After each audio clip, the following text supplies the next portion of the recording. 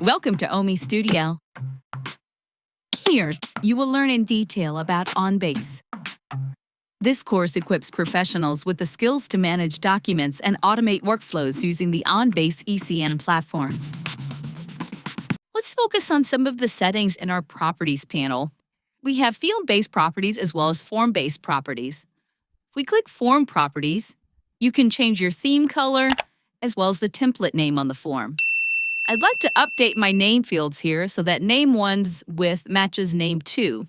So I'm going to go back to my field properties, and under display size, I'm going to set that to 40 and then hit enter. I'd like to also change the labels on this name 1 and name 2. I'd like them to both say name. Now, even though they're keywords, I can still change the label. Items can have the same name in your form, they can have the same label, but they cannot have the same ID. Now, when it comes to keyword values, there are going to be some properties that are going to be set in configuration that won't be able to be overridden here, like data type and also max length.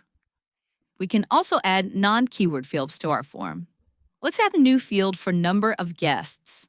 I'm going to use a text box control from our toolbox and drag it into this far right column. Right away, I want to change the label to number of guests and then update the ID field. Now, for number of guests, I'm looking for a number, not alpha characters. So I want to change the data type here from text to a numeric value. This will help with data validation. That way, my end users can't type letters in this field. Up to 9 digits should be plenty. Some other things we can configure here, a default value. And I can also set up a numeric range since I set this to a numeric type. Well, we can't have an unlimited amount of guests. So let me enter a numeric range here.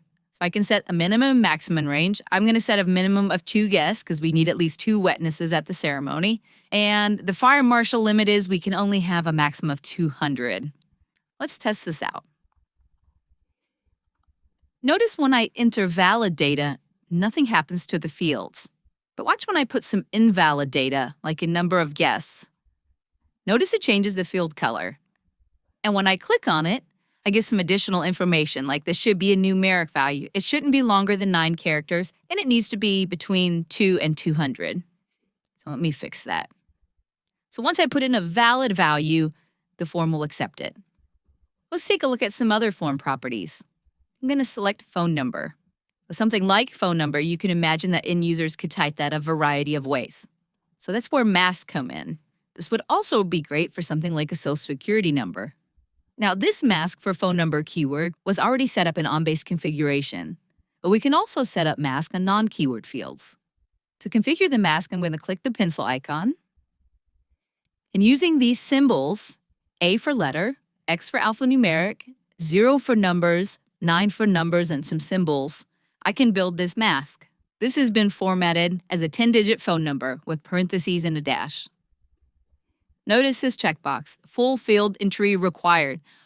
All characters must be entered. So if our end user enters this value short, it wouldn't be valid, and the user would not be able to submit the form.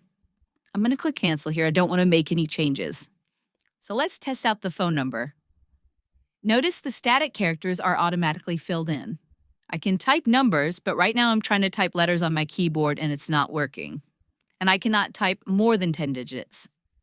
If I forget a couple characters and try to go on to another field, the form notifies me that it needs to be completed.